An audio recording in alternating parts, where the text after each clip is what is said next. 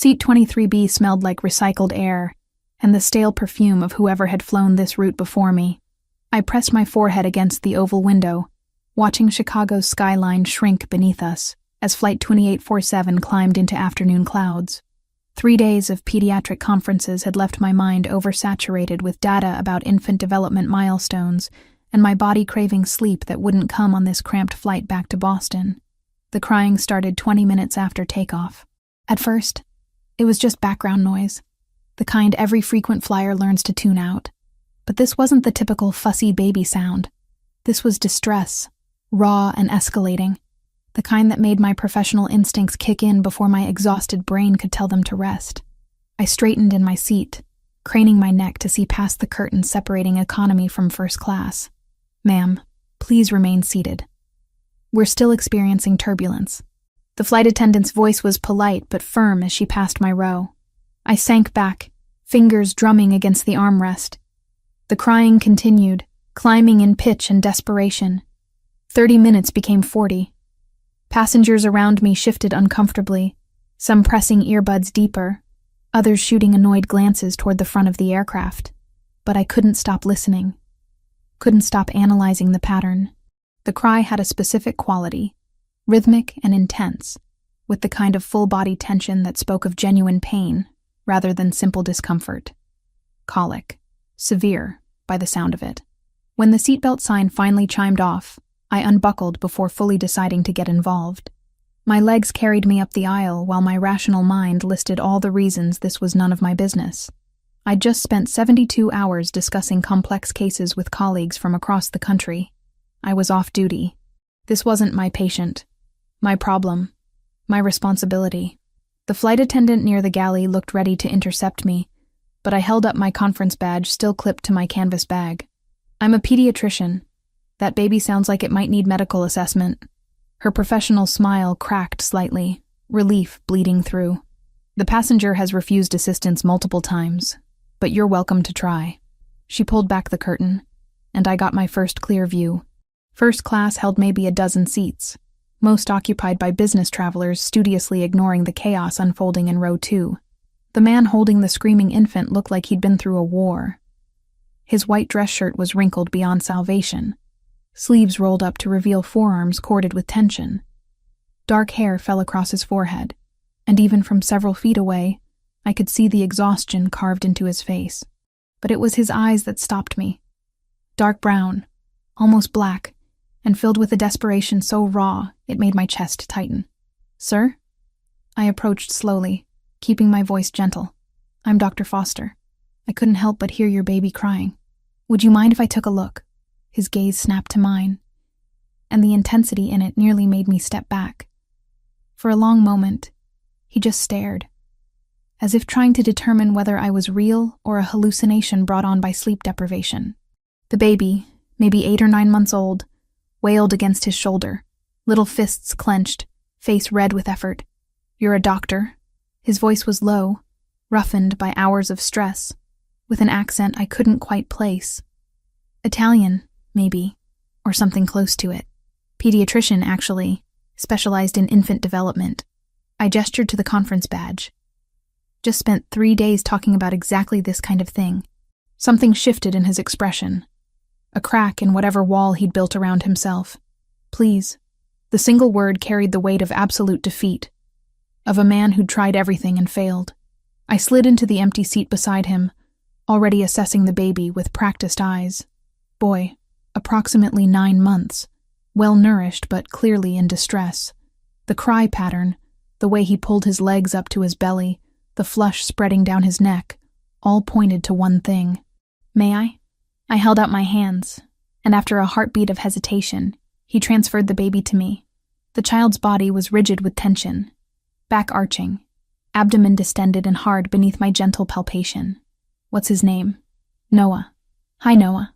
I adjusted his position, turning him onto his left side across my forearm, his belly against my palm. My other hand moved in slow, deliberate circles across his back. "How long has he been crying like this?" "Since we boarded.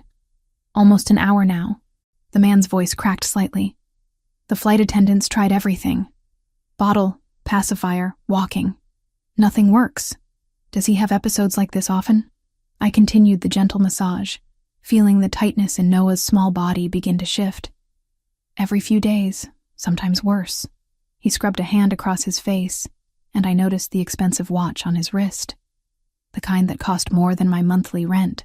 The pediatrician said colic, but I thought he was supposed to grow out of it by now.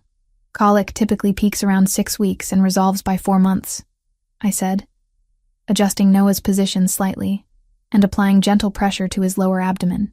But some babies have extended cases, especially if there's an underlying issue like food sensitivity.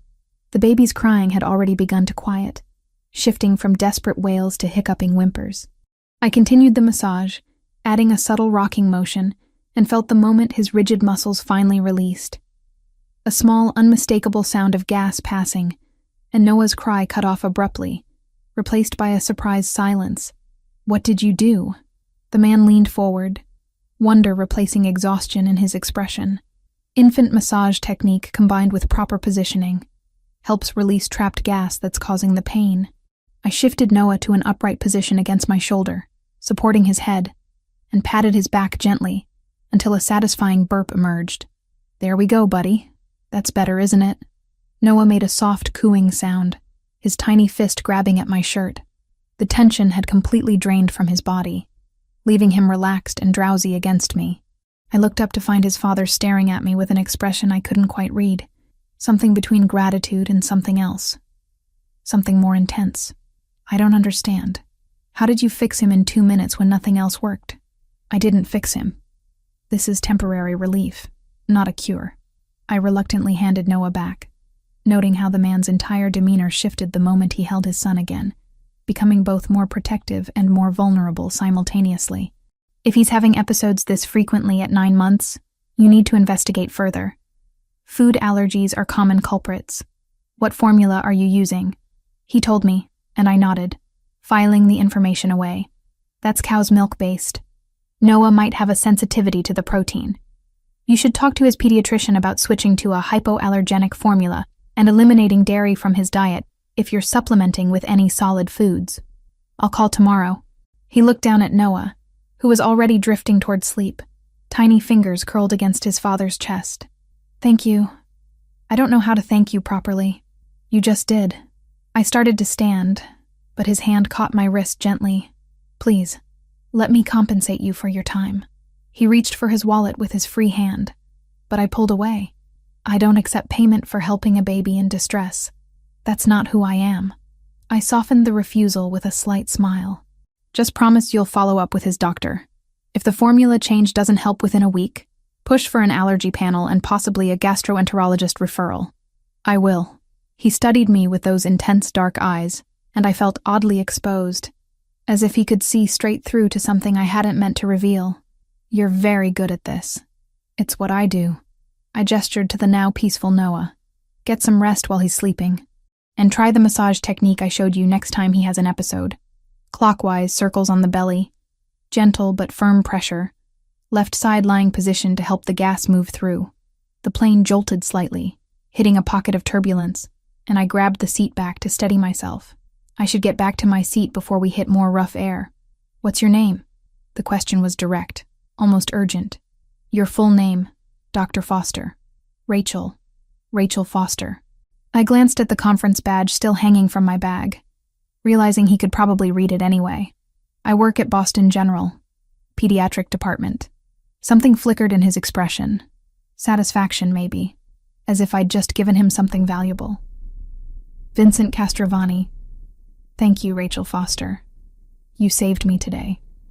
Possibly saved my sanity." The name meant nothing to me, but the way he said it suggested it should.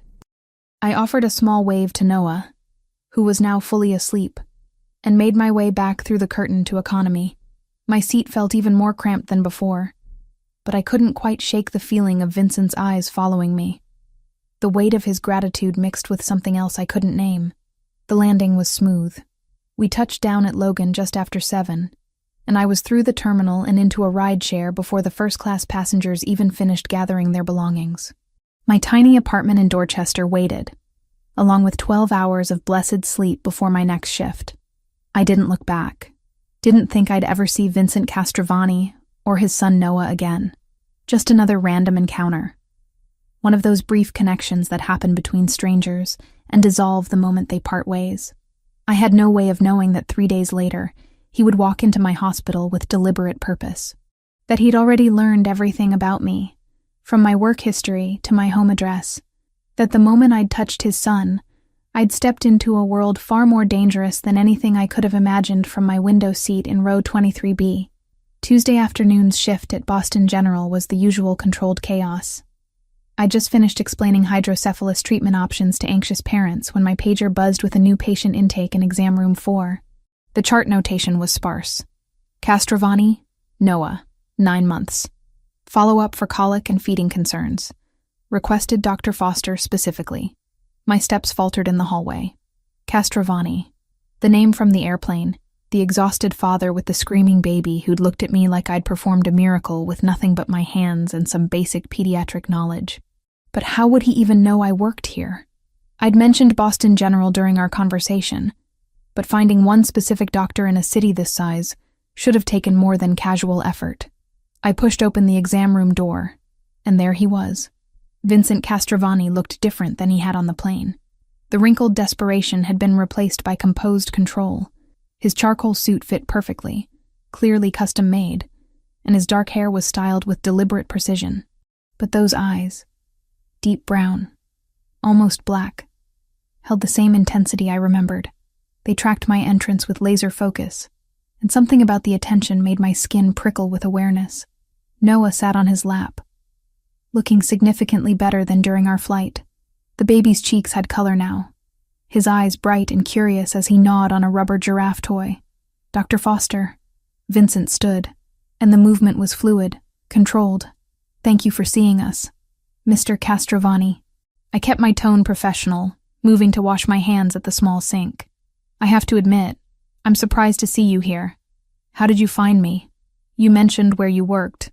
His response was smooth, but didn't quite answer the question of how he'd requested me specifically from among dozens of pediatricians.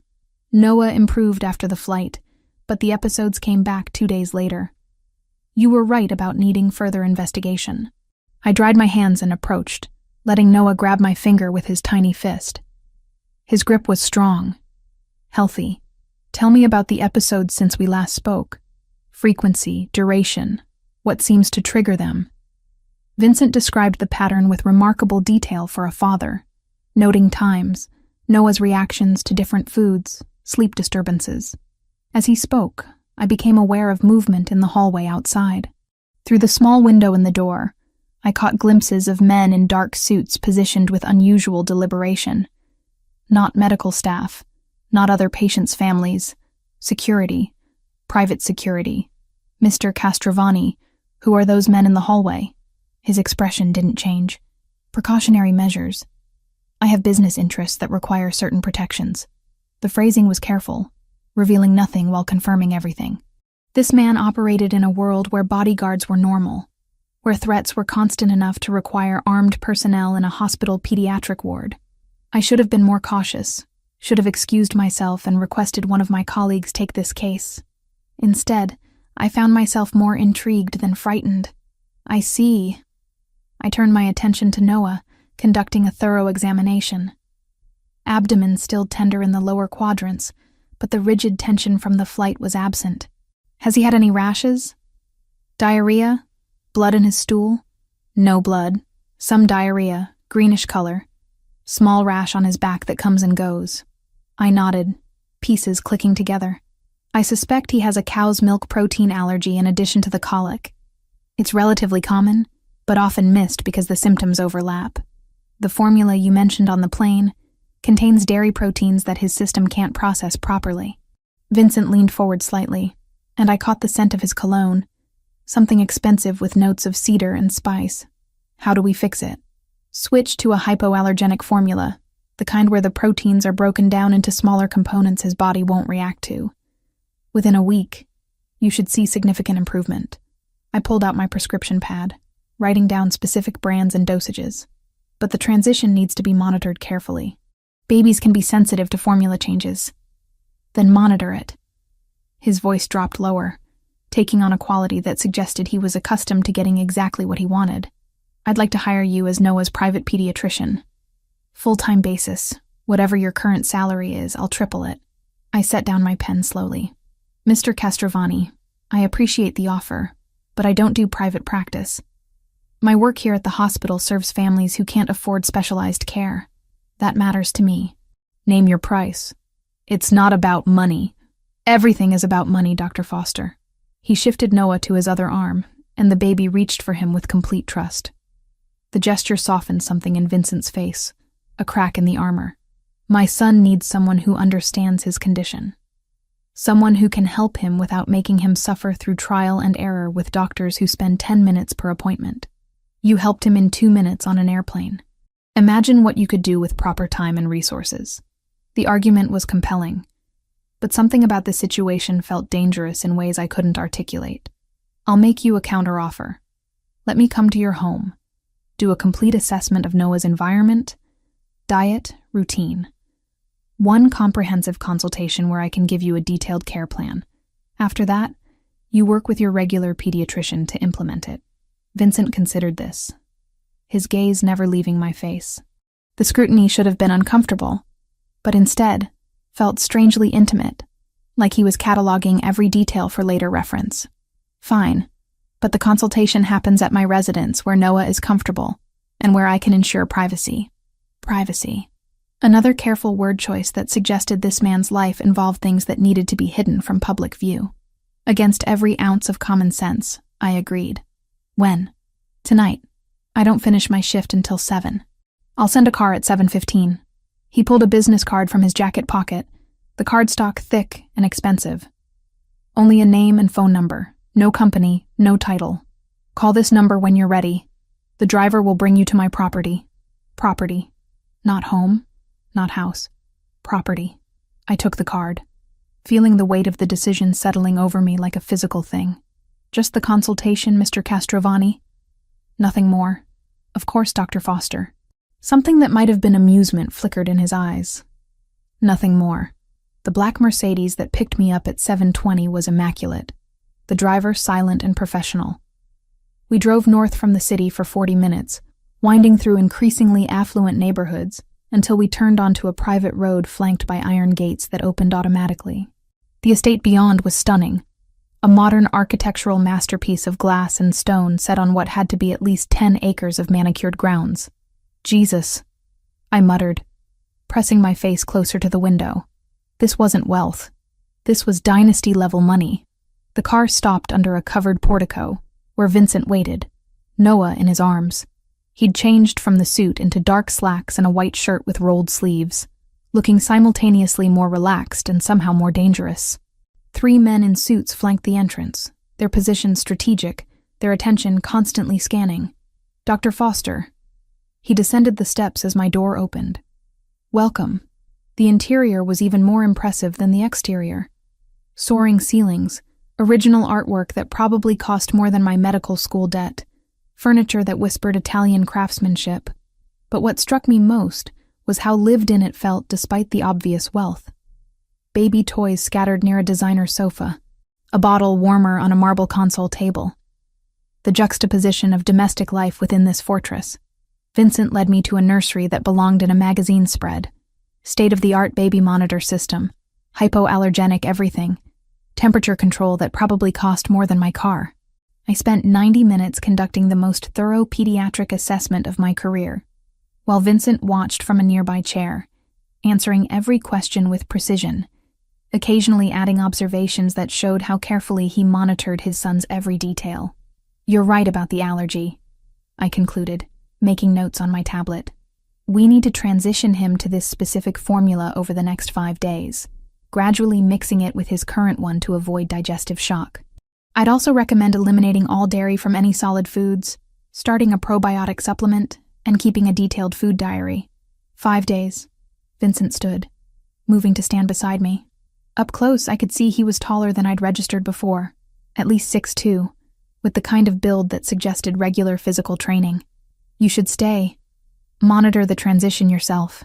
Mr. Castrovani." "Vincent, please." The intimacy of the request made my breath catch. Vincent, I can write extremely detailed instructions for your nanny or whoever helps with Noah's care. I don't have a nanny. I have household staff. But I take care of Noah myself. He paused, and something vulnerable crossed his expression. His mother died giving birth to him. Complications that no one anticipated. Choices that had to be made in seconds. For 10 months, it's been just us. The revelation hit me harder than it should have.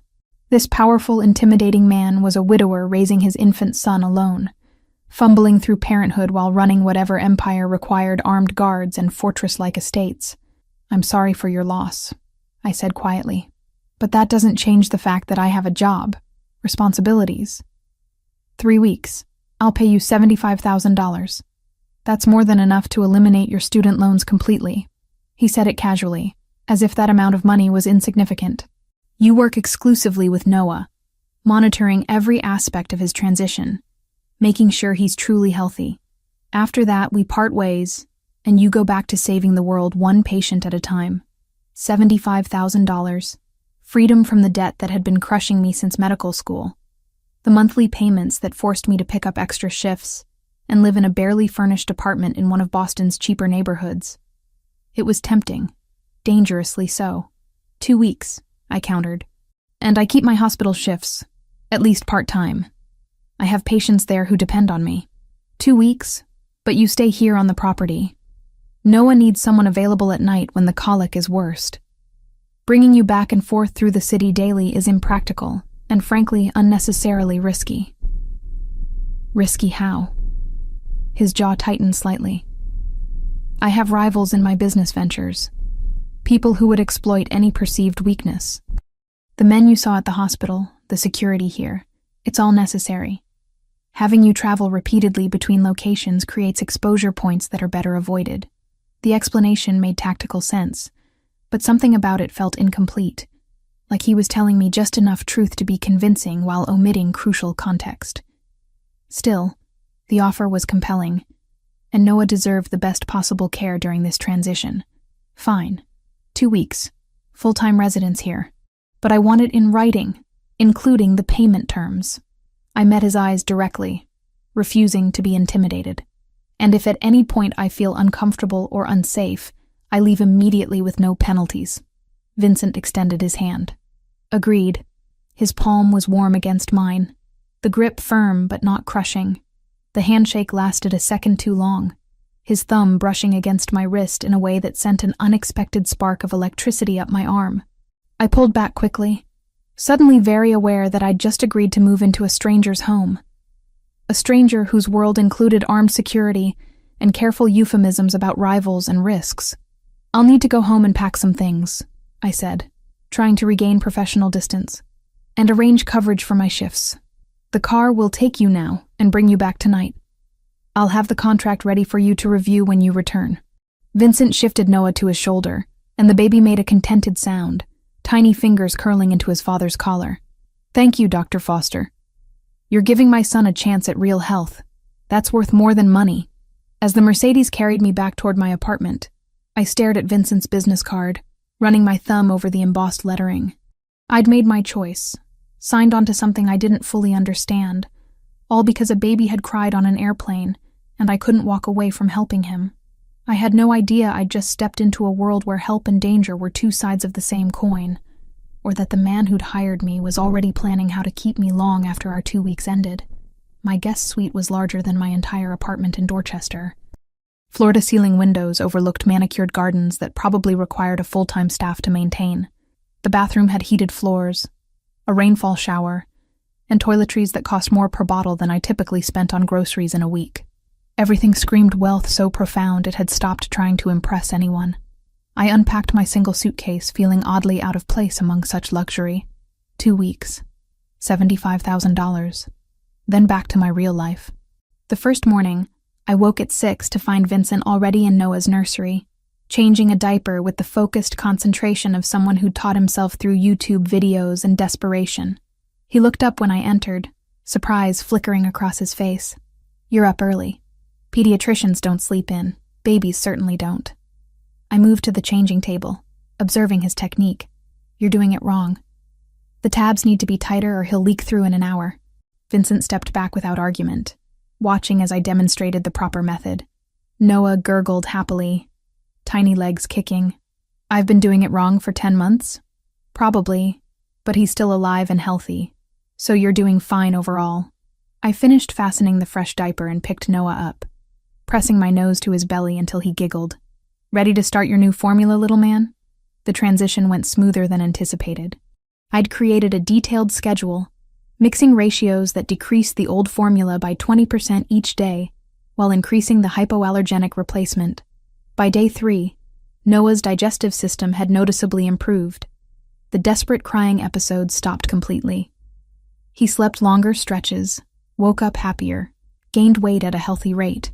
But observing Noah's medical progress was only part of what I learned that first week. The Castrovani household operated with military precision beneath its domestic surface. Staff moved through the mansion on predictable schedules, always professional, always aware of Vincent's location. The chef prepared meals that appeared at exact times without anyone seeming to request them. Laundry vanished and reappeared clean and pressed. It was like living in a 5-star hotel where the machinery was invisible, except for the men with guns. They were everywhere once I started noticing. Not obviously threatening, not drawing attention to themselves, but present. 2 stationed at the main entrance, one patrolling the grounds visible through the western windows, another positioned near the garage. They wore suits like Vincent's, but moved differently, with the controlled awareness of trained soldiers. On the 3rd day, I watched from the nursery window as 3 black SUVs arrived in formation. Men emerged, greeted each other with familiar efficiency, and disappeared into Vincent's study. The meeting lasted 4 hours. When they left, Vincent looked exhausted in a way that had nothing to do with lack of sleep. "Business associates?" I asked that evening when we happened to be in the kitchen simultaneously. I was preparing Noah's evening bottle. Vincent was pouring whiskey from a crystal decanter. "Something like that?" He took a long drink, then seemed to reconsider his evasiveness. "Allies, more accurately. The people I work with to maintain certain territorial understandings." Territorial. The word choice was deliberate, almost territorial in the animal sense rather than corporate. What kind of business requires territorial understandings and armed security? The kind that's kept my family powerful for 3 generations. He set down his glass, dark eyes meeting mine with that unsettling intensity. The kind you're better off not knowing details about, Dr. Foster. "Rachel, if I'm living in your house taking care of your son, you should probably use my first name. Rachel." He said it slowly, as if testing how it felt. Fair enough. I should have pressed for more information, should have demanded clarity about what exactly I'd stepped into. Instead, I focused on Noah. Told myself that whatever Vincent did for a living was none of my business, as long as the baby was safe and healthy. That willful ignorance lasted until the 4th night. I'd developed a routine of reading in the sitting room attached to my suite after Noah's final feeding. Medical journals, mostly, trying to keep up with new pediatric research. Vincent had passed by twice, both times slowing as if considering whether to interrupt, then continuing to wherever he spent his late evenings. The 3rd time, he stopped in the doorway. "May I come in?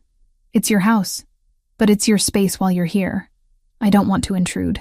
He waited for my nod before entering, carrying his own book, a worn paperback that looked like it had been read multiple times. "I find it difficult to sleep lately. Thought I might read here if that's acceptable." We sat in companionable silence for nearly an hour, the only sounds turning pages and the occasional distant noise from elsewhere in the mansion. It felt strangely domestic, this quiet evening with a man I barely knew but somehow felt comfortable beside. "Can I ask you something?" I closed my journal. "Noah's mother. What was her name?" Vincent's jaw tightened, but he answered. "Sophia. We'd been married 6 years when she got pregnant. The doctors said she had a placental abruption during labor. Massive hemorrhaging. They gave me a choice." His voice went flat, emotionless in the way people get when discussing trauma too painful to feel fully. "Save her or save Noah. Not both. Vincent, I'm sorry. She made the choice for me. Had it written in her birth plan. Witnessed by her lawyer. If complications arose, save the baby. I held her hand while she bled out, knowing I was letting her die because she told me to. He looked at me then, and the raw grief in his expression made my throat tight. So yes, I'm perhaps too protective of him. He cost me everything I had. He has to be worth it. I crossed the space between us without thinking, sitting beside him on the leather sofa. He is worth it. And she knew that when she made her choice. You're not letting her down by struggling, Vincent. You're honoring her by keeping him alive and healthy, despite how hard it is. His hand found mine, fingers intertwining with surprising gentleness. Thank you for saying that. We stayed that way for longer than was probably appropriate. Hands clasped, both lost in our own thoughts about loss and survival. When I finally went to bed, my palm still tingled where his skin had touched mine. The shooting started at 2:17 a.m. I woke to the sound of car engines, raised voices, then the unmistakable crack of gunfire. My body reacted before my mind fully processed the danger, throwing off covers, running barefoot into the hallway. Noah's nursery. I had to get to Noah. Vincent was already there, scooping the crying baby from his crib with practiced speed. Come with me. Now.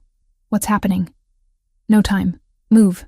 His voice carried absolute authority, the tone of someone accustomed to being obeyed in crisis situations. He led us down the hallway to what I'd assumed was a linen closet.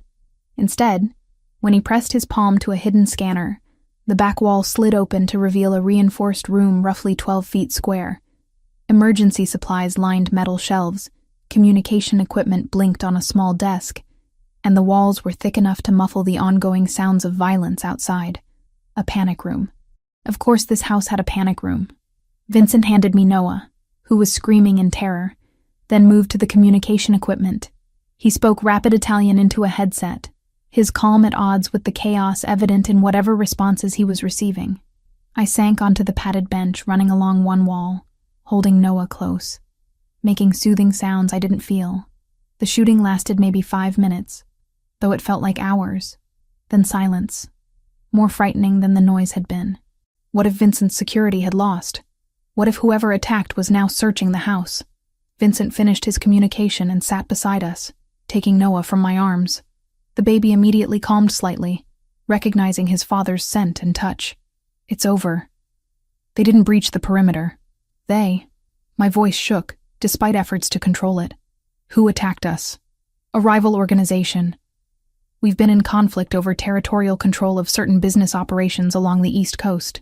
He rubbed Noah's back in slow circles, the movement automatic.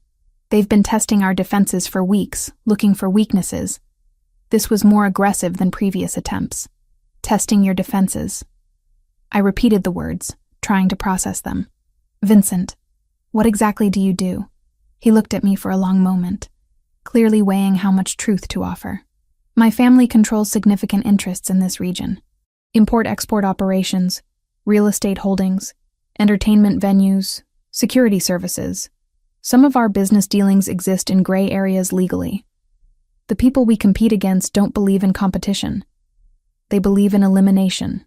Gray areas. Elimination. The euphemisms couldn't quite hide what he was describing. You're telling me you're in organized crime.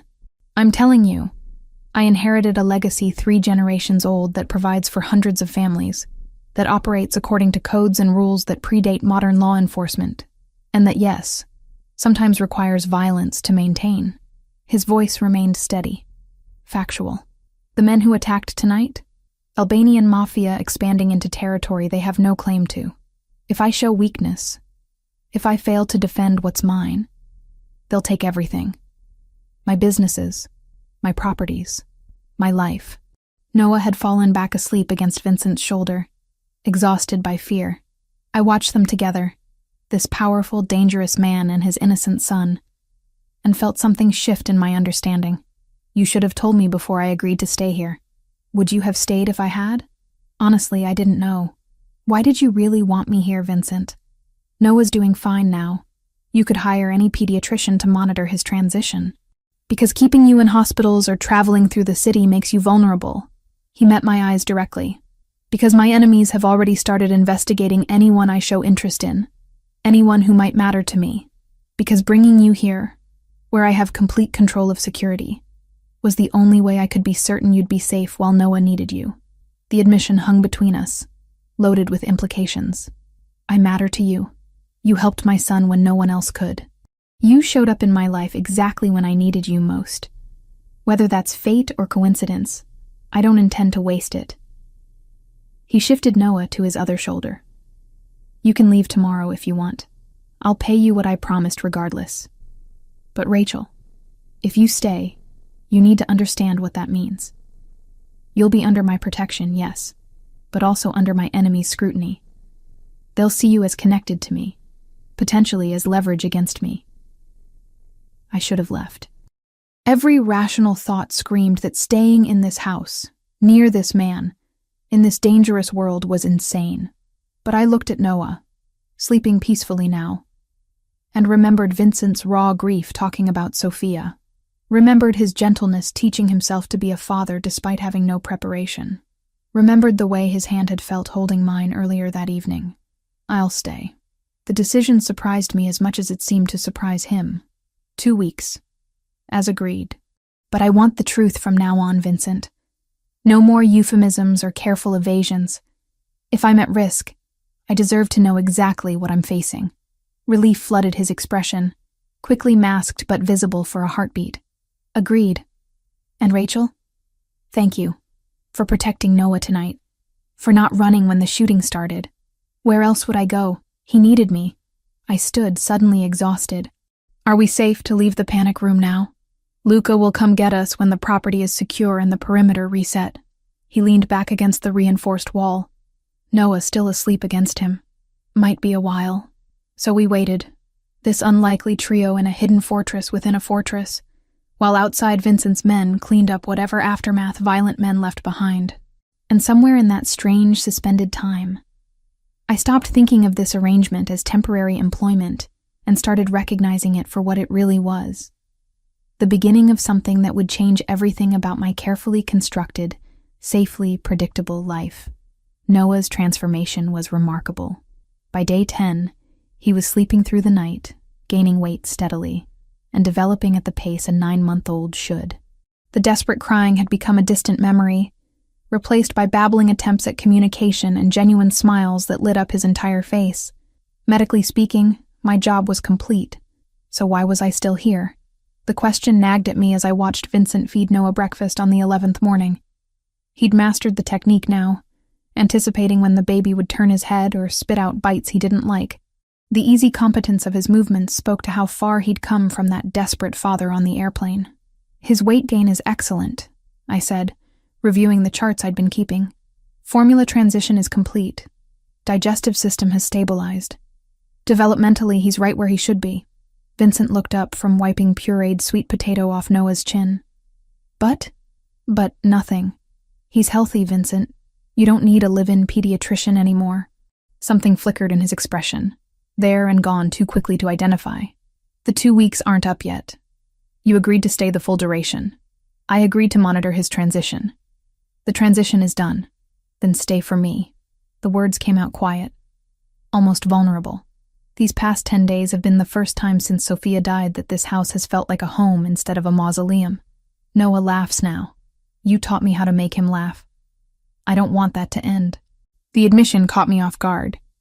Vincent, finish the 2 weeks, please. I'm not ready to go back to doing this alone. I should have insisted on leaving. Should have recognized that staying beyond medical necessity crossed professional boundaries I'd built my career respecting. Instead, I heard myself agreeing, telling myself it was just a few more days, that helping this family find stability was the compassionate choice. That night, Vincent knocked on my suite door around 10. I made coffee. Thought you might want some while you read. It became our routine. Evenings in my sitting room, both reading, occasionally commenting on something interesting, mostly existing in comfortable silence. On the 12th night, he asked about my parents. House fire, I said, the word still difficult 5 years later. Electrical fault in the wiring. They were asleep when it started. By the time neighbors called it in, there wasn't anything firefighters could do except contain the spread. Were you close? Very. My father was a literature professor. My mother taught elementary school. They were those rare people who genuinely liked each other even after 30 years of marriage. I traced the edge of my book cover. I was in my final year of medical school when it happened. Spent 6 months barely functional, just going through motions. My advisor wanted me to take a leave of absence, but staying busy was the only thing keeping me from falling apart completely. Vincent set down his drink. That's why you work so hard. Why you took extra shifts at the hospital, even though you were exhausted. You're running from the quiet. The observation was too accurate to deny. Maybe. Or maybe I just want to help people because I couldn't help them. You can't save everyone, Rachel. I know, but I can try to save the ones in front of me. I met his eyes. Like Noah, like you, in a way. You were drowning that day on the plane. I threw you a lifeline because that's what I do, and now I'm pulling you into water you don't know how to navigate. He moved from his chair to sit beside me on the sofa, the proximity sending my pulse racing. I should let you go, should send you back to your safe, predictable life before my world destroys you. I'm not as fragile as you think. I know. That's what terrifies me. His hand lifted, fingers brushing my cheek with devastating gentleness. You're strong and brave and so goddamn beautiful it hurts to look at you sometimes. And I want you in ways that have nothing to do with Noah's medical care and everything to do with the fact that you're the first person since Sophia who's made me feel alive instead of just surviving. My breath caught. Vincent, this is complicated. I know. I'm not asking for anything. Just needed you to know that keeping you here isn't entirely selfless. He started to pull away, but I caught his wrist. What if I want complicated? The words hung between us. An admission I hadn't meant to make but couldn't take back. His eyes darkened, searching my face for certainty he wouldn't find, because I wasn't certain of anything, except that when he looked at me like that, every rational thought evaporated. Rachel. My name was a warning and a question. Instead of answering, I closed the distance between us, pressing my lips to his in a kiss that immediately ignited into something desperate and consuming. His hands tangled in my hair, pulling me closer as I gasped against his mouth. Every touch felt electric, charged with weeks of denied attraction finally given permission to exist. We broke apart breathing hard, foreheads pressed together. We should stop, he said without conviction. Probably. I kissed him again anyway. And this time, he didn't suggest stopping. What happened next was inevitable. Two people who'd been orbiting each other with increasing gravity finally colliding. He was gentle and intense simultaneously, taking his time despite the urgency thrumming through both of us. When it was over, we lay tangled together on my bed, his fingers tracing patterns on my shoulder. I don't do this, I said quietly. Sleep with men I barely know. You know me better than most people who've been in my life for years. He pressed a kiss to my temple. And for what it's worth, I don't do this either. Haven't been with anyone since Sophia. The confession made something in my chest tighten. Vincent, stay. Not a command this time, but a plea. Past the 2 weeks. Stay as long as you want. I should have said no. Should have recognized this for the dangerous entanglement it was. Instead, I nodded against his shoulder, sealing a decision that would change everything. The morning brought harsh reality. I woke to find Vincent's side of the bed empty, though the sheet still held his warmth. Voices drifted from downstairs, tense and urgent. I dressed quickly and found him in his study with Luca. Both men bent over a laptop displaying surveillance photos. Photos of me. With Noah at a pediatric clinic I'd insisted on visiting 3 days ago for a routine wellness check. The images captured me holding the baby, laughing at something he'd done, looking every bit like a mother with her child rather than a temporary employee. When were these taken? I asked from the doorway. Both men looked up, guilt flashing across Vincent's face. 2 days ago. We just received them this morning through intelligence channels. Who took them? Albanian surveillance team. Luca's tone was grim. They've identified you as someone connected to Vincent, possibly significant to him. They're investigating your background now. Ice flooded my veins. How much danger am I in? Vincent stood, crossing to me with purpose. None. You're under my protection, on my property. They can't touch you here, but they know about me now. They'll use me to get to you. Let them try. His voice carried absolute certainty. I have resources they can't imagine. You're safe, Rachel. I promise. Luca cleared his throat. Boss, with respect, the smart move is to cut ties. Pay her out. Relocate her somewhere they won't look. Erase the connection before it becomes a liability. No. The word came out hard, brooking no argument. She stays. Vincent, this is exactly what we warned. I said no, Luca. Find another solution. The older man sighed but nodded, gathering his materials and leaving us alone. I wrapped my arms around myself, suddenly cold despite the room's warmth. Maybe he's right. Maybe I should go before this gets worse. Is that what you want? What I want doesn't matter if staying here puts me in danger. Then let me protect you properly. He moved closer, hands gentle on my shoulders. Tonight, I'm hosting dinner with my captains, the men who run operations under my oversight. I want you there. Want them to see you're part of my household, under my protection officially. It sends a message to anyone watching that you're mine, and anyone who touches you answers to me and everyone loyal to me. You're using me as a chess piece. I'm claiming you publicly, so my enemies understand the consequences of threatening you. His jaw tightened. Yes, it's strategic, but it's also true. You are mine, Rachel, if you'll let yourself be. Last night wasn't casual for me. Was it for you? The question hung heavy. I could lie. Could pretend it meant nothing, and use that as an excuse to leave. Or I could admit the truth that had been growing since that first night reading together. Maybe even since the airplane when I'd seen him hold his son with such desperate love. No. It wasn't casual. Relief flooded his expression. Then trust me to keep you safe. Come to dinner tonight. Stand beside me. Let me show them you matter. Against every instinct screaming warnings. I agreed. The dinner was held in a formal dining room I hadn't seen before, all dark wood and crystal chandeliers. 5 men arrived precisely at 8, each greeting Vincent with respect that bordered on deference. They ranged in age from mid-30s to early 60s, all dressed in expensive suits, all carrying themselves with the same dangerous confidence as Vincent. He introduced me simply as Noah's doctor, who'd become essential to the household. The phrasing was careful, acknowledging my presence without defining our relationship explicitly. But the way his hand rested at the small of my back, the way he kept me beside him throughout the evening, spoke louder than words. We ate courses I couldn't taste, my stomach too tight with tension. Conversation flowed in English and Italian.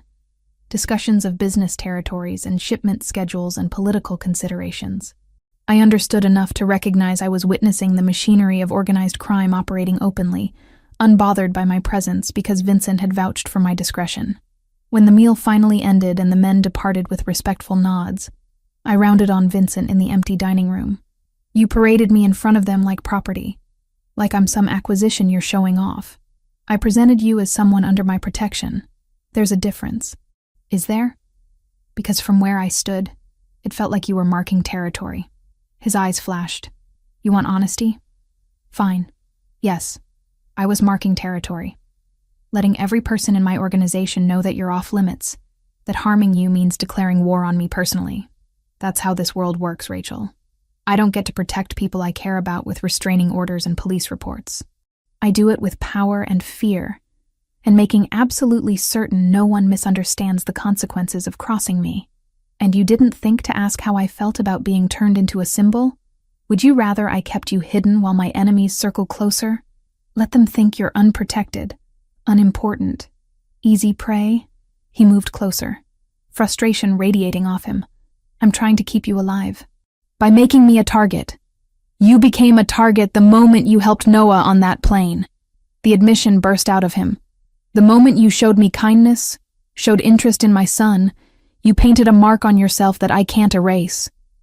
The only choice left is whether to protect you or abandon you. I'm not capable of the latter. The raw emotion in his voice deflated my anger. I didn't ask for any of this. I know. And I'm sorry. But I'm also not sorry because having you here in my life has given me something I thought I'd lost forever. Hope. Connection. The possibility of being something more than just Noah's father and the Castrovani heir. My resolve crumbled. This is insane. We barely know each other.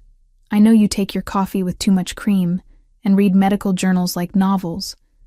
I know you sing to Noah when you think no one's listening, and that you cry during those commercials with shelter dogs. I know you're terrified of thunder but won't admit it, and that you'd throw yourself in front of a bullet for someone you just met if you thought it would save them. I know everything that matters, Rachel. He was right. Somehow in these compressed weeks, we'd learned each other in ways that usually took months. The intensity of the situation, the forced proximity, the shared purpose of caring for Noah, it had accelerated everything into something that felt both brand new and ancient. So what now? I asked quietly. Now you decide. Stay and let me protect you the only way I know how. Or leave, and I'll do my best to erase every connection between us so you can go back to being invisible to my enemies. His hand cupped my face. But understand that if you stay, you're choosing this world, choosing me, and I don't let go of things that matter. I should have chosen safety, should have walked away from this dangerous, complicated, utterly insane situation. Instead, I kissed him, pouring every conflicted emotion into the contact, and felt him respond with equal desperation. When we finally broke apart, the decision was made without words. I was staying. God help me. I was staying. The attack came at 4:23 in the morning, tearing me from sleep with the sound of shattering glass and shouting voices. I bolted upright, disoriented, my first coherent thought screaming Noah's name. The security alarm wailed through the mansion, a piercing shriek that set every nerve on fire. I threw off the covers and ran for the hallway, my bare feet silent on the hardwood floors. The house was chaos, shadows moving with violent purpose, the crack of gunfire echoing from somewhere below. Vincent's men were engaging the intruders, but how many had gotten through? How close were they to Noah? The nursery door stood open ahead of me, spilling yellow light into the darkened corridor. My heart seized. I'd closed that door myself when I'd checked on Noah 2 hours ago after his midnight feeding. Someone had opened it. I burst through the doorway and froze. 3 men in dark tactical gear surrounded Noah's crib, one reaching for the screaming baby. They turned at my entrance, weapons rising, and time seemed to slow to a crawl. I had maybe 2 seconds before they decided whether I was a threat worth eliminating. Don't touch him. My voice came out stronger than I felt, fueled by pure maternal instinct for a child that wasn't even mine. He's just a baby.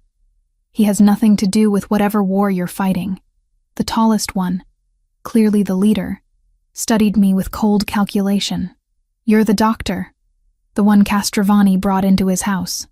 I'm a pediatrician treating an infant, that's all. You're lying. He moved toward me, weapon lowered but ready. We've been watching. You're more than hired help. He looks at you like you matter.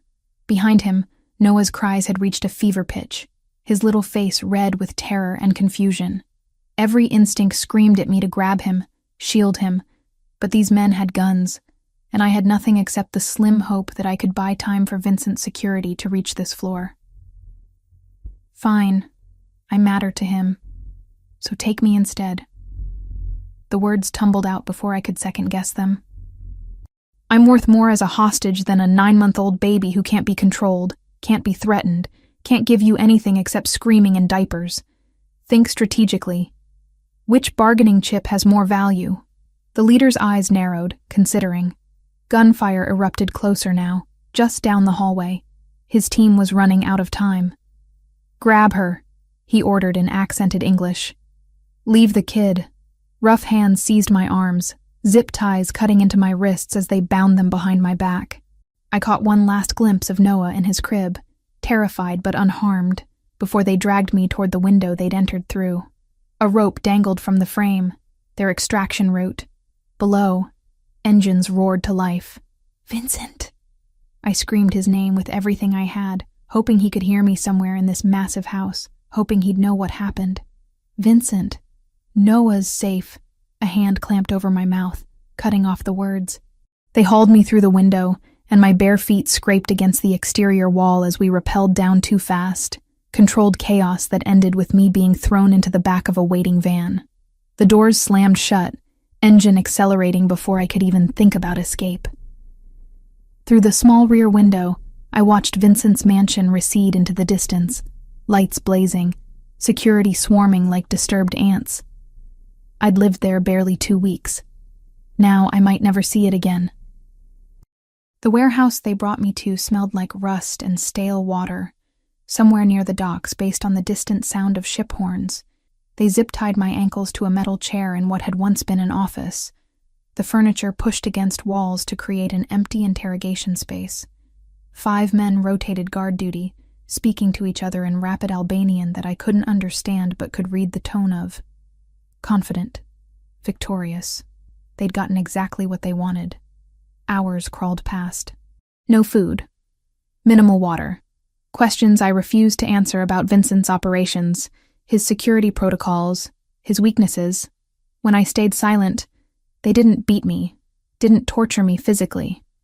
Instead, they described in graphic detail what would happen to me if Vincent didn't comply with their demands. The psychological warfare was almost worse than physical pain. $50 million. The leader, who I'd learned was named Drayton, said during one of his visits to my cell, plus complete withdrawal from 3 territories in Boston. That's what Castrovani's woman costs. I'm not his woman. I'm a doctor who helped his sick child.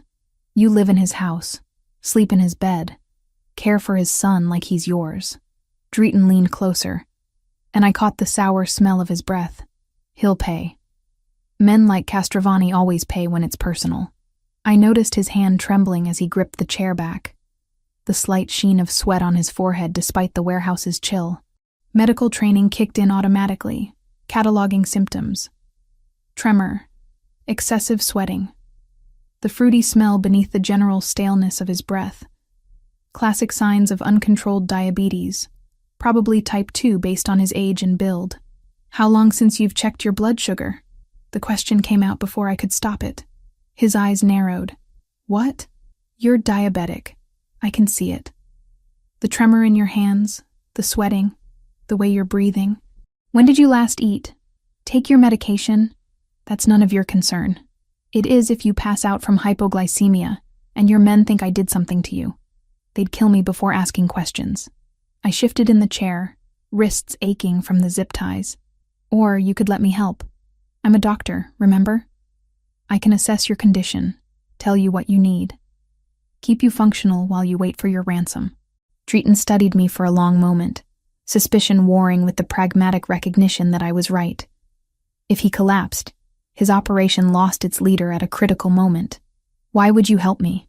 Because I help sick people. It's what I do. And because if you're healthy and thinking clearly, you're more likely to make rational decisions about keeping me alive. He gestured to one of his men, speaking in Albanian. The man disappeared, returning minutes later with a basic first aid kit that included a cheap glucose meter. Drayton sat heavily in a chair across from me. Fine. But if you try anything, I'll kill you slowly. They cut the zip ties on my wrists long enough for me to prick his finger and check his reading. Dangerously high at 340. I explained in simple terms what it meant, what he needed to do. He had insulin in a cooler somewhere, poorly stored, but better than nothing. I calculated dosage based on his weight and current reading, watching as he administered it himself, not trusting me with a needle. You should test 3 times daily minimum, I said as they retied my wrists, looser this time. Adjust your insulin accordingly, and eat regularly.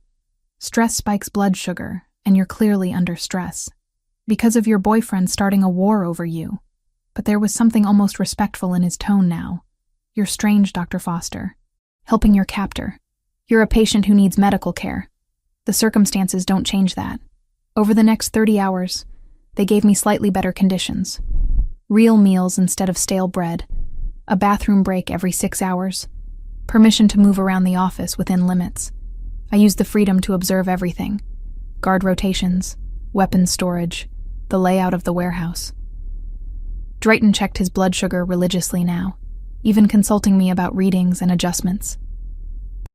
I also listened.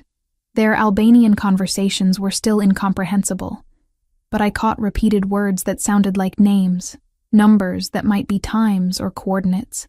And once, when they thought I was sleeping, I heard something that made my blood freeze. A conversation in broken English with someone on speakerphone. Killer after? One of Drayton's men asked. Of course, came the response. Make it look like Castrovani's rescue attempt failed. He gets emotional, makes mistakes. That's when we finish him. They never intended to let me go. The ransom was a trap. Bait to lure Vincent into making exactly the kind of desperate move that would get him killed. And there was nothing I could do to warn him except hope that he was smart enough, careful enough, to see through their plan. On the second night, Drayton came to check on me personally. "Your man is gathering an army," he said, almost conversational. 5 families pledging support. It's impressive. Also futile. "Then why do you look worried?" His jaw tightened. "I'm not worried." "Yes, you are. Your blood sugar just spiked again. I can see it in your face." Fight or flight response. I leaned forward as much as the restraints allowed. Vincent isn't just some boss you can eliminate and walk away from. He has allies, resources, and absolutely nothing to lose when it comes to people he cares about. You took the wrong hostage, Drayton. You should have left me alone. Too late for regrets now. He stood, checking his weapon with practiced efficiency. Tomorrow ends this, one way or another. After he left, I sat in the darkness listening to distant sirens and my own racing heartbeat. Somewhere out there, Vincent was planning my rescue, and I had to find a way to survive long enough for him to execute it. Had to believe that the man I'd fallen for despite every rational objection was capable of beating odds that seemed impossible. Because the alternative, that I'd die in this warehouse without seeing him or Noah again, was something I couldn't let myself consider. Not yet.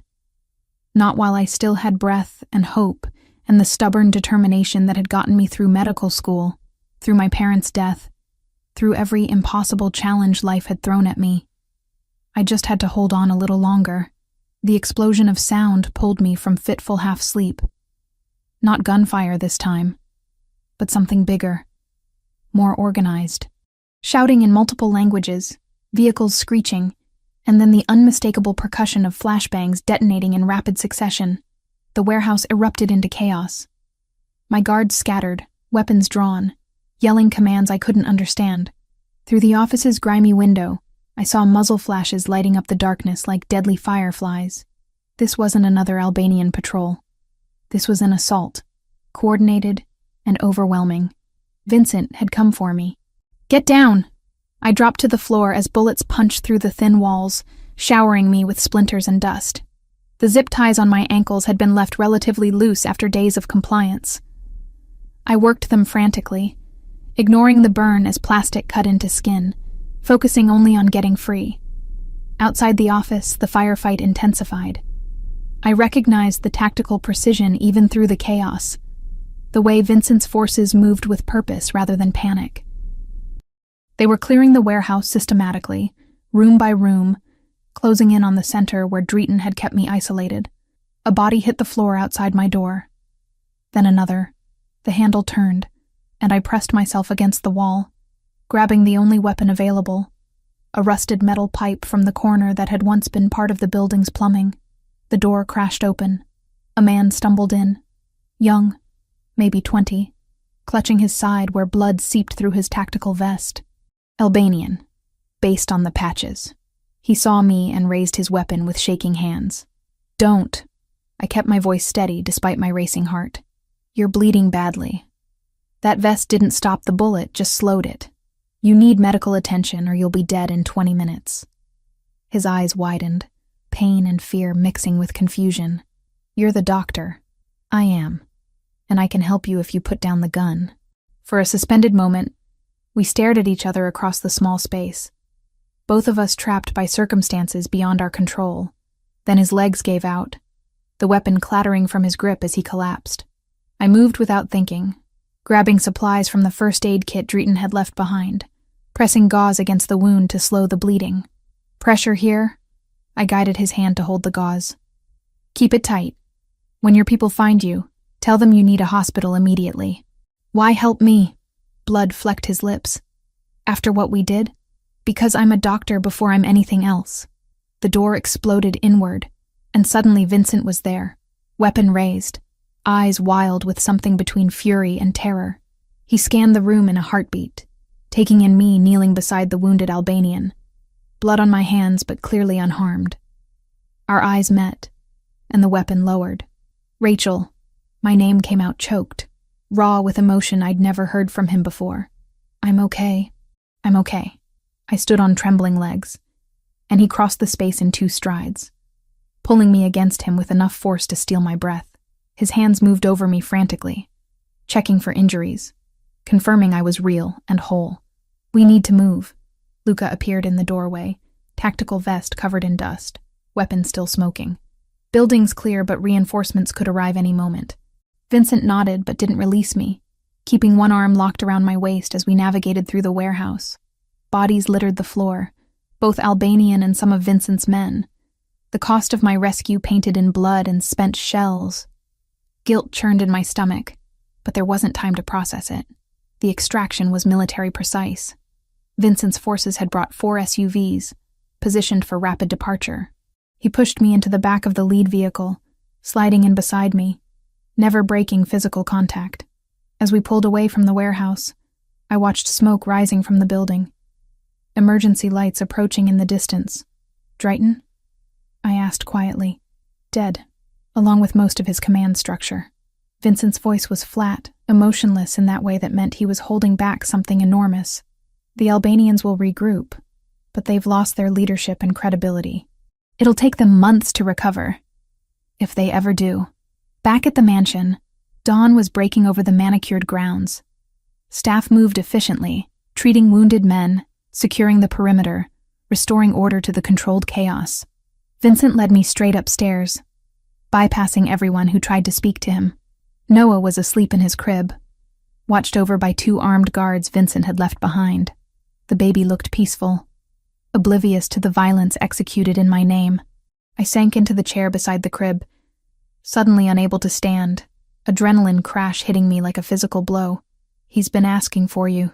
Vincent crouched beside my chair.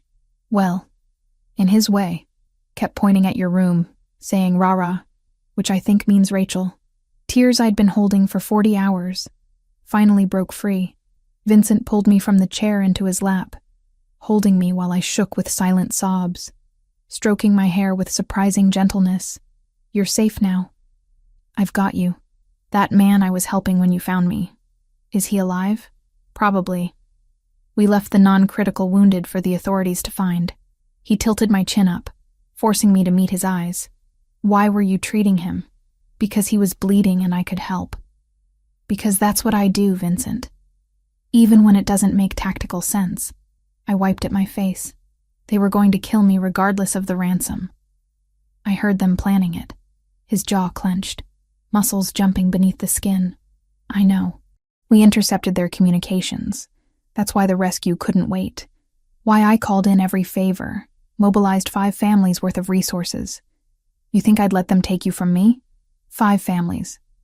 How much will that cost you? Everything. Nothing. I don't care. He cupped my face in both hands. You were worth it, Rachel. You'll always be worth it. The next 3 days existed in a fog. I slept fitfully, waking from nightmares of zip ties and warehouses and the cold certainty of death. Vincent stayed with me constantly, abandoning meetings and responsibilities to sit beside the bed, holding my hand through the worst of it. When I finally managed to eat something, he was there. When I cried without warning, he was there. When I needed silence, he provided it without question. Noah became my anchor to normalcy. Caring for him, maintaining his routine, gave me purpose beyond just surviving. On the 4th morning, I woke to find Vincent in the nursery, Noah on his hip, both of them watching me from the doorway. He missed you, Vincent said softly. We both did. I took Noah, pressing my face into his baby-soft hair, breathing in his innocent scent. He patted my cheeks with chubby hands, babbling his version of my name, and something in my chest eased slightly. Luca arrived that afternoon, his expression grim. Vincent met with him in the study, but left the door open, no longer hiding anything from me. I stood in the hallway, listening despite knowing I wouldn't like what I heard. The Albanians are regrouping faster than anticipated, Luca said. New leadership, more violent than Drayton. They're calling the rescue a declaration of war, demanding blood for blood. And Rachel is their primary target now. Silence stretched. Then Vincent's voice, hollow with resignation. She needs to disappear. New identity. Relocation to the West Coast under protected witness protocols. It's the only way to keep her alive long term. Already making arrangements. We can have her moved within 72 hours. I walked into the study, both men turning to face me. No. Vincent stood slowly. Rachel, this isn't negotiable. They'll come for you again, and next time I might not get there in time. I said no. I didn't survive a kidnapping to be exiled from the life I chose. I moved closer, refusing to be intimidated by his presence or Luca's disapproval. I'm staying, Vincent. Here, with you and Noah. That's my decision. It's suicide. Then protect me better. Isn't that what you do? Control situations, eliminate threats, keep what's yours safe. I grabbed his shirt, pulling him down to my level. I'm choosing this. Choosing you. Despite everything. Don't take that choice away from me. His forehead dropped against mine, breath shuddering out. I can't lose you. Then don't let me go. Luca presented the solution 2 days after I refused to leave. He arrived with a leather portfolio, spreading documents across Vincent's desk like a battle plan. Which, I supposed it was. Marriage, he said without preamble. Official, legal, witnessed by representatives from all 5 allied families. Under our code, attacking a boss's wife is equivalent to declaring total war. The Albanians don't have the resources or alliances to survive that. Vincent looked at me, something unreadable in his dark eyes. It would work. Better than any security detail. Better than hiding you. They'd have to back down or face annihilation from every family on the East Coast. You want to marry me for strategic protection.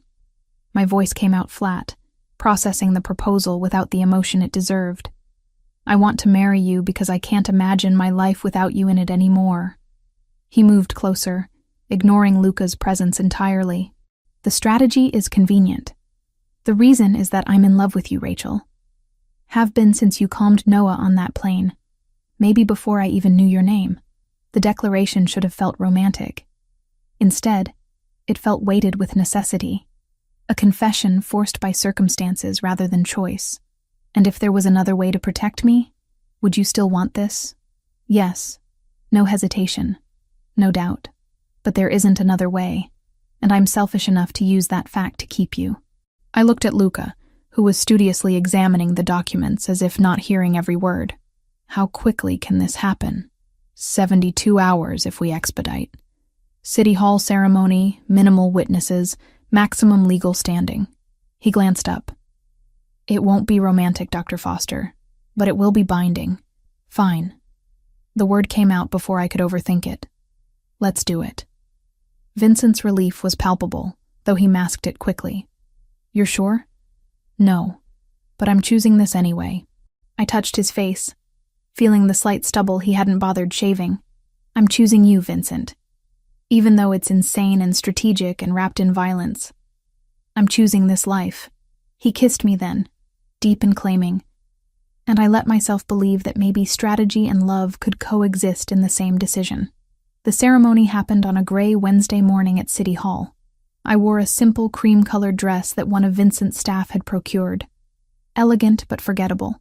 Vincent looked devastating in a dark suit, his face composed, but his hand trembling slightly as he slid the platinum band onto my finger. 2 witnesses from the Castrovani organization stood behind us, plus representatives from 4 other families whose names I didn't know, but whose presence made the marriage politically significant. I do, I said when asked, and meant it despite the circumstances. I do, Vincent echoed, and I heard both the strategy and the truth in his voice. The officiant pronounced us married in less than 15 minutes. No music, no flowers, no celebration beyond a brief reception at the mansion where serious men in expensive suits congratulated Vincent on securing such a valuable alliance. I smiled and accepted their well wishes, feeling like a chess piece that had just been promoted to queen. That night, Vincent came to my room, our room now, and held me without demanding anything more. I know this isn't how you imagined getting married, he said quietly. I stopped imagining a long time ago. I curled into his warmth. This is real enough. The first week as Mrs. Castrovani was surreal. Nothing changed, and everything changed simultaneously. I still cared for Noah, still maintained his routines, but now wore a wedding ring that caught light and reminded me of vows made under duress and desire combined. Vincent worked constantly, managing the fallout from the warehouse assault, coordinating with his allies, preparing for Albanian retaliation everyone knew was coming. We were polite strangers sharing space, bound by legal documents and survival instinct, but emotionally disconnected. The trauma of my kidnapping sat between us like a physical barrier. He didn't push, didn't demand the intimacy marriage supposedly granted. We orbited each other carefully, Noah the only bridge we could cross reliably. On day 8, I found Vincent in the nursery at 3 a.m., holding a sleeping Noah, staring at nothing with exhausted eyes. "Can't sleep?" I asked from the doorway. "Worried about you. About him. About whether I made the right choice dragging you deeper into this instead of forcing you to leave." He looked at me finally. "You could still go, Rachel. Marriage can be annulled. I'd survive the political fallout. I'm not going anywhere." I crossed to them, running my hand over Noah's soft hair. "Stop trying to save me from choices I'm making with full knowledge of consequences. You deserve better than this. Better than me. I deserve to decide that for myself." I kissed his temple. "Come to bed, Vincent. Tomorrow we'll figure out how to be married. Tonight, just sleep." He followed me, still carrying Noah, and we all three fell asleep in the oversized bed, a family assembled from chaos and choice. The attack came on day 10, just when I'd started believing maybe we'd have time to breathe. Vincent had insisted on taking me to dinner at a small Italian restaurant he'd frequented for years. Neutral territory where we could pretend to be a normal couple celebrating a hasty marriage. We were walking from the car when Vincent stopped abruptly, his hand tightening painfully on mine. "Get back to the vehicle. Now." "What? Rachel, move!" He was already pushing me back toward where our driver waited, his other hand reaching for the weapon I knew he kept concealed. "Luca, clear the street." I saw it then, what his trained eye had caught immediately. A car parked at an odd angle, driver's side window slightly down despite the cold evening. Something wrong about the shadows inside. 3 seconds? Maybe 4. That's all the warning we had. The explosion tore through the restaurant's facade with a roar that deafened me instantly. Vincent tackled me to the ground, his body covering mine completely as debris rained down around us. Glass, brick, burning pieces of what had been a building moments ago. Heat washed over us, and I couldn't breathe. Couldn't hear anything except high-pitched ringing. When the fallout settled, Vincent pulled me up, checking me frantically for injuries. Blood ran down his face from a cut above his eye, and his suit was shredded, but his hands were steady as they moved over me. "Are you hurt?" "Rachel, answer me." "I'm okay. I'm okay." My ears were ringing, vision blurry, but nothing felt broken. "Vincent, your head." "Doesn't matter." He was already moving, pulling me toward the SUV as his security swarmed around us, weapons drawn, scanning for secondary threats. "We're leaving. Now." The drive back to the mansion was a blur. Luca appeared from somewhere, barking orders into his phone in rapid Italian. Vincent held me against his side, blood from his head wound dripping onto my dress, neither of us caring about anything except that we'd survived. The next 48 hours were brutal. Vincent authorized a response so comprehensive it bordered on warfare. I heard pieces of it from my position in Noah's nursery, where I'd retreated to feel useful while Vincent orchestrated destruction. Names I didn't recognize. Locations across the city. Confirmations of eliminations delivered in code but unmistakable. When Luca finally gave the all-clear, his face was grim, but satisfied. "It's done. Albanian leadership is gone. Cells are scattered, leaderless, ineffective. They'll retreat to their original territories or dissolve entirely." Vincent looked like he'd aged a decade in 2 days. "Confirmed kills? 13 key targets. The rest fled the region. No one's claiming the Castrovani name anymore." The message was received. I should have felt relief. Instead, I felt hollow, knowing that 13 people were dead because someone had tried to kill me. Kill us. And Vincent had responded with the only language his world understood. Absolute, overwhelming force. That night he came to bed and broke down. Not crying, not theatrically, just quiet admission of how close he'd come to losing me, losing everything. I held him while he confessed every fear he'd been carrying since the warehouse, since the airplane, since Sophia's death, and I confessed my own. The nightmares that still woke me, the constant waiting for the next attack, the guilt of surviving when others didn't. We're broken, I whispered against his shoulder. Both of us, trying to build something real out of survival and strategy. Then we'll be broken together. He pulled back enough to meet my eyes, and maybe that's enough. Maybe we don't need perfect, Rachel. Just real. I kissed him, and this time it felt different. Not desperate or strategic, but honest. Two damaged people choosing each other despite and because of everything that had tried to destroy us. The war was over. The marriage was real. And whatever came next, we'd face it together. 3 weeks of peace felt surreal after months of violence. The mansion had returned to its quiet efficiency. Guards still present, but tension replaced by routine. Vincent attended meetings without the urgency of warfare. I cared for Noah without jumping at every unexpected sound.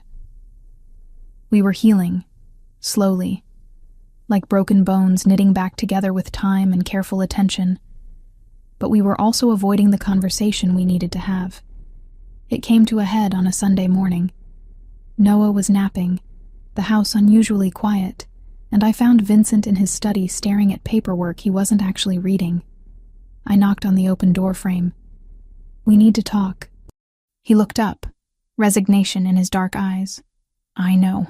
I closed the door behind me and sat in the chair across from his desk, the same chair where I'd negotiated my original 2-week employment. So much had changed since that conversation. "Tell me the truth, Vincent. All of it. When did you decide you wanted me here permanently?" He leaned back, fingers steepled beneath his chin. "The night on the airplane. When you calmed Noah with such easy competence and refused my money like it meant nothing. I watched you disappear into that terminal and knew I'd find you again." He paused. "Hiring you was strategic from the beginning. I needed you close where I could control the situation, protect you from threats you didn't even know existed. The medical care for Noah was real, but it was also an excuse. The admission should have angered me. Instead, I felt oddly relieved to finally hear him acknowledge what I'd suspected. And when did it stop being just strategy? It never was just strategy. His voice dropped. Maybe for the first few days I convinced myself it was practical, keeping you safe while benefiting Noah. But watching you with him, seeing how you treated my staff with respect, how you asked about my day like my answer mattered, somewhere in there I stopped pretending this was about security protocols. I stood, moving to look out his window at the grounds where Noah would eventually play when he was older. I knew, maybe not consciously at first, but I knew you were manipulating the situation, keeping me here through money and necessity and carefully constructed circumstances. "Rachel, let me finish." I turned to face him.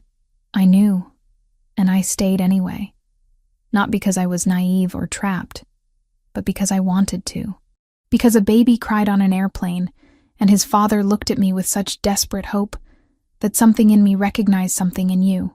We were both survivors trying to figure out how to live instead of just exist.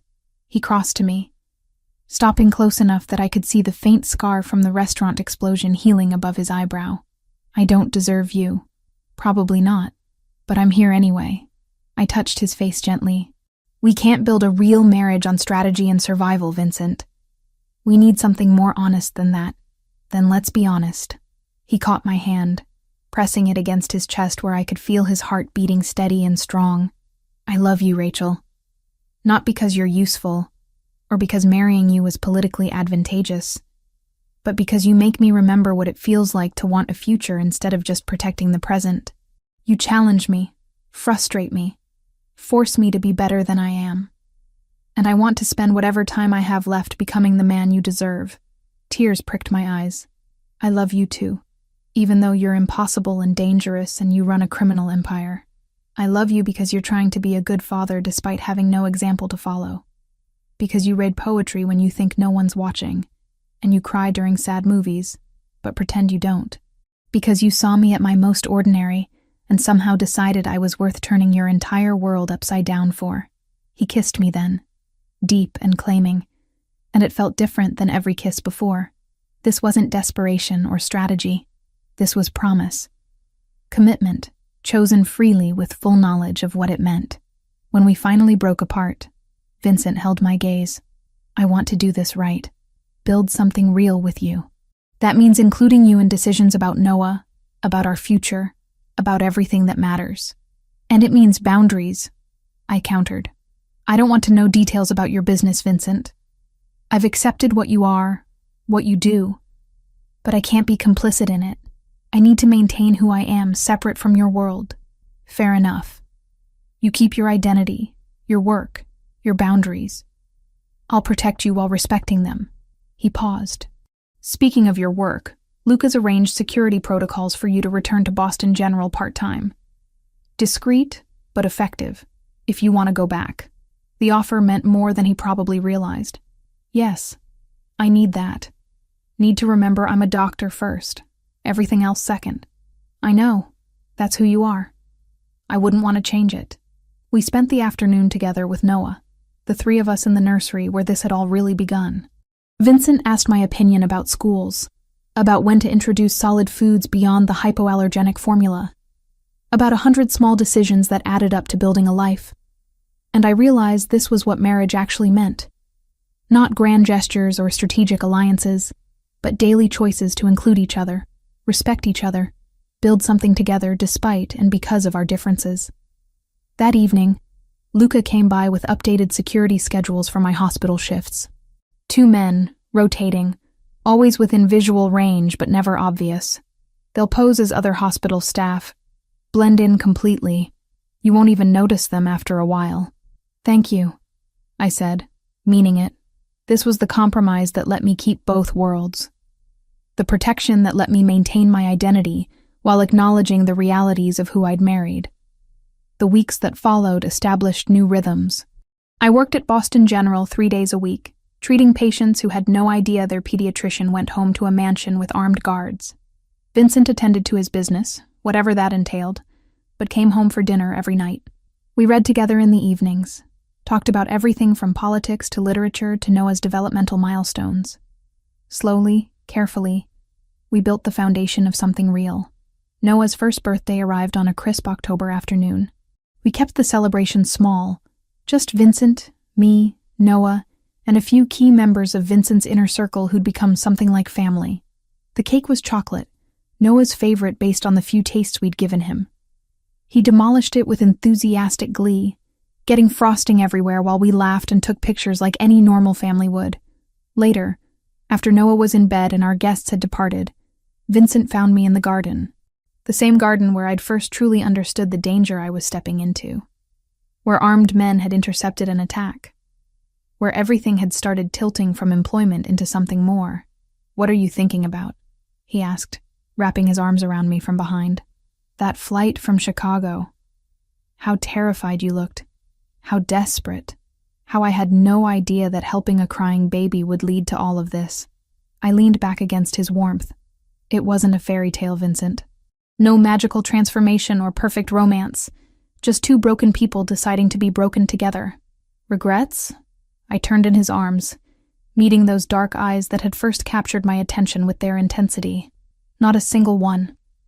This life, this choice, you and Noah, I'd do it all again exactly the same way. Even the kidnapping, the explosions, the strategic marriage, even those. Because they led here, to this moment. To us being honest about what we are and what we're building. I kissed him softly. "I love you, Vincent Castrovani. Not despite who you are, but including all of it. I love you, Rachel Castrovani." He said my married name with such reverence it made my chest tight. "Thank you for choosing this.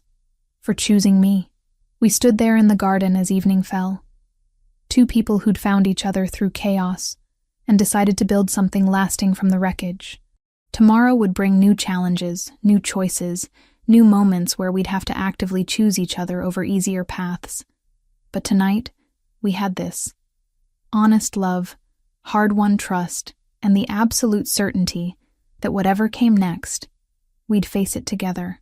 The baby who'd cried on Flight 2847 was sleeping peacefully upstairs, healthy and loved. The terrified father from that flight had become my husband, my partner, my choice. And the exhausted pediatrician who'd just wanted to help had found something she hadn't known she was searching for. A family assembled from impossible circumstances and unconventional love. It wasn't perfect, but it was real. And that was enough for me.